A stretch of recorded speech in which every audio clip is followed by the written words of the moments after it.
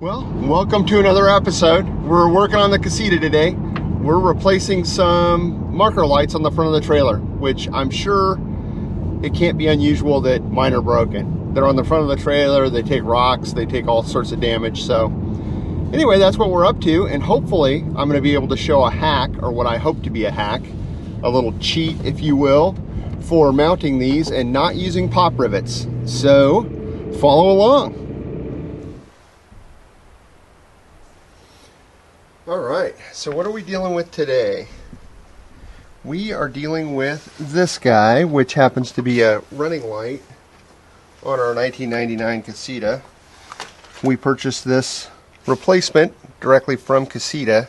Let's see if I can make that focus a little bit. There we go.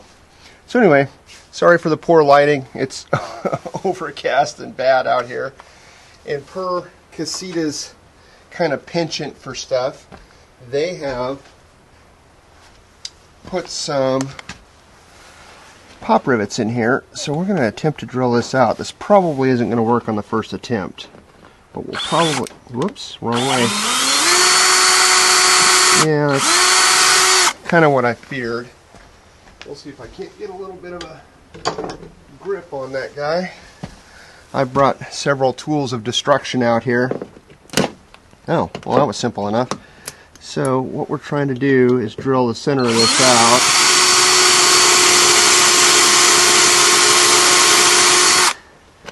So that that head drops off, and then we can kind of push it through. And then I have a diabolical plan to not use rivets in this again. It's pretty interesting. The color of the wire and the quality there. So we'll get this guy drilled out.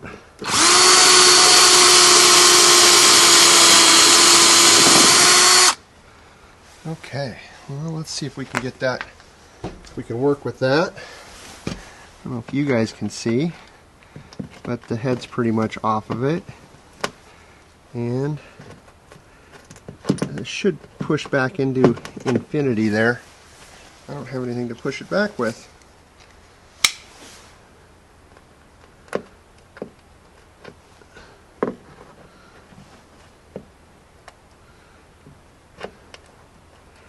You've got a little bit of tension. Let me see if I can. These are just aluminum pop rivets, so they're not super substantial. But I have a, again, what I think is going to work pretty well, assuming I get the right stuff. I'm going to have to go to the hardware store. Whoops, knocked my shovel over. Hopefully you didn't see that. So we've just got these two wires popping out here. We'll work on getting that lower one out now. Pretty high-end production, if I do say so myself. So, like plastic does, this plastic appears to have kind of given up the ghost.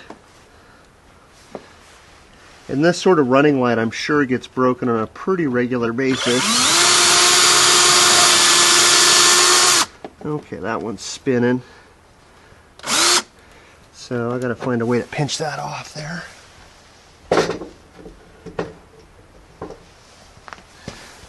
And we'll just kind of put a little bit of tension on this. Hopefully I'm not damaging the fiberglass underneath.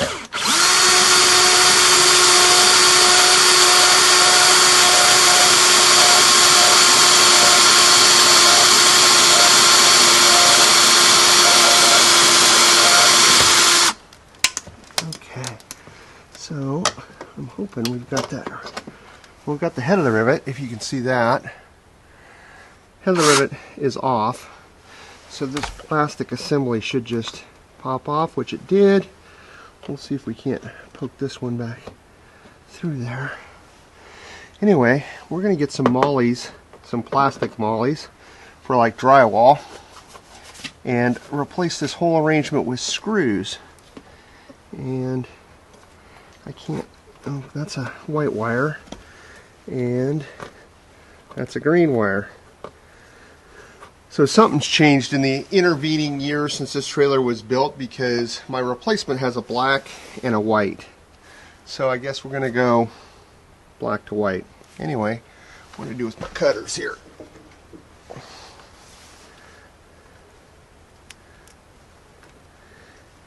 And my cutters are not good.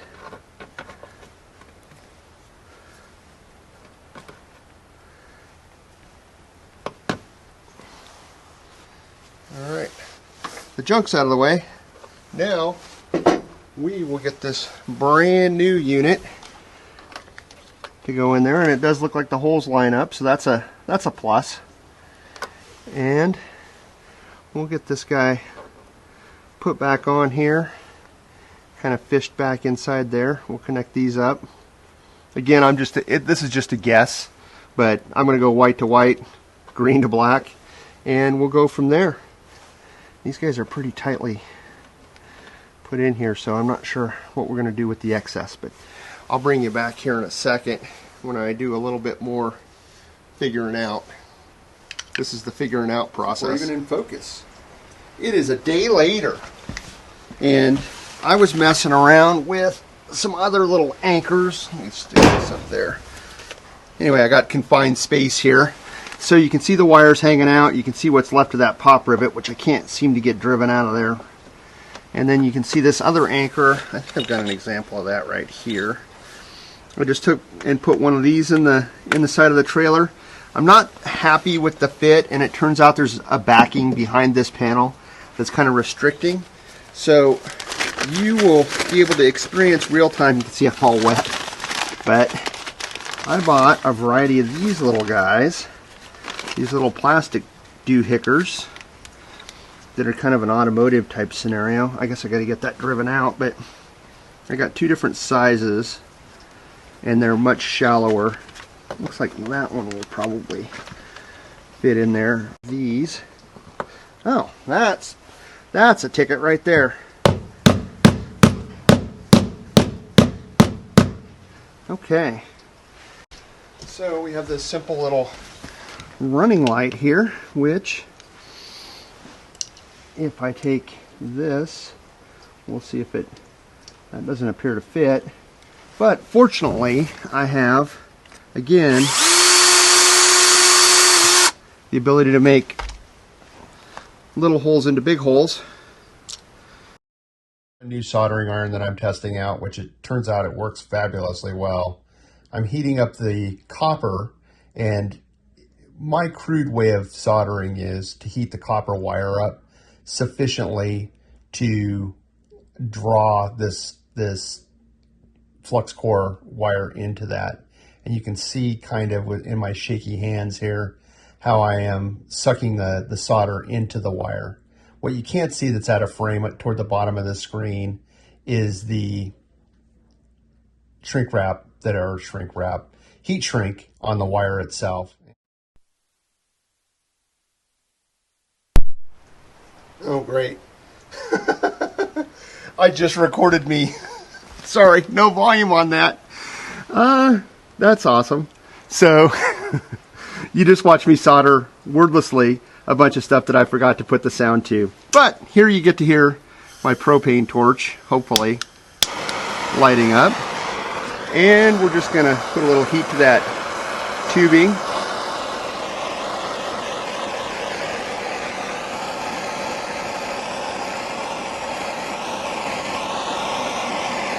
And get that all sealed up.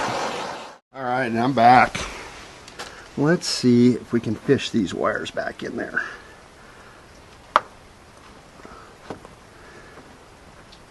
There's one, and there's two.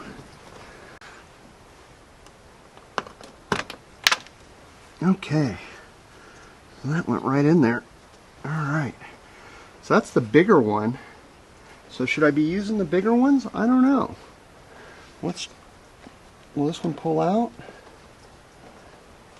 Because it's definitely more flush, and I want to kind of limit intrusion of water in there. Ultimately, this light is sealed-ish, and that's sealed-ish, or will be when I put caulking in it. Let's see if I can get this little chubby fella to fit in that bottom hole, and then we'll work on screwing it in. I would say that's a winner right there. These guys, and put it in here in the bottom. Oh, well, that one pulled right out.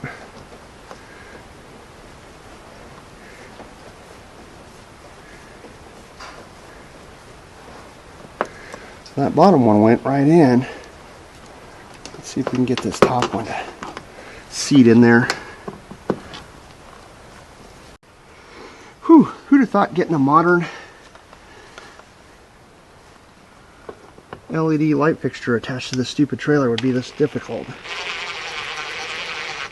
Yeah, turns out in this case, this was exactly what I needed. Except for that one that I just stripped. Okay, well, there you go. We're victorious. Except I'm putting that on wrong. Maybe. Come on. There we go. All right. One running light attached. All right. Well, listen, I appreciate you watching my goofy attempt at trailer repair. Sorry for the abbreviated. Oh, I got to do the level yet too. Anyway, I appreciate you watching, and this has been me using essentially plastic automotive style pop rivety things with threaded connectors to attach a running light to replace some rivets, some actual pop rivets that went into my Casita trailer. I think it's going to work. These lights are super light, and if it breaks off, then I guess I'll figure something else out. But again, as always, I hope you enjoyed the content, and I hope you tune in next week for more marginal attempts at projects. Have a great week, whatever, and we'll see you then. Bye. Whoopsie. This is probably a super bad idea. And like most of my, whoa, there's a dog walker there. Like most of my projects, this one has started off strong. We'll see how it turns out, but it requires a trip to the hardware store. So that's where we're headed now. I'll bring you back when hopefully I have purchased the ideal product.